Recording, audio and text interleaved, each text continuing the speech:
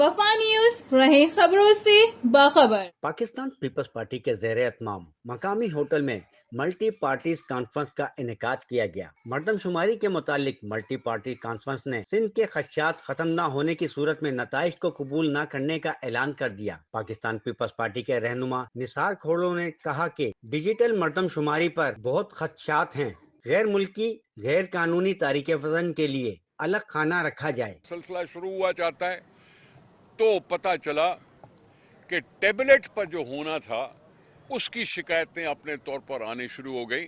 آیا وہ staff properly trained بھی ہوا تھا کہ نہیں؟ آیا وہ اتنے بھی ہیں کہ جب ایک فارم بھرنے کے لیے 35 منٹ درکار ہیں تو یہ 15 دن میں یا 20 دن میں سارا ملک گنا جا سکے گا، لکھا جا سکے گا؟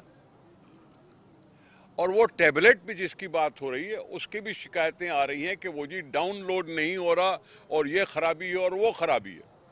مردم شماری کا وقت بھی بڑھایا جائے اور سندھ کے تمام لوگوں کو گنا جائے۔ شناختی کارڈ ختم ہونے کے بعد یہ کیسے پتہ چلے گا کہ کون پاکستانی ہے، کون غیر ملکی تارکین وطن؟ وزیر اعلیٰ سندھ نے بھی ملٹی پارٹی کانفرنس میں مختلف سیاسی اور دیگر جماعتوں نے بھی شرکت کی۔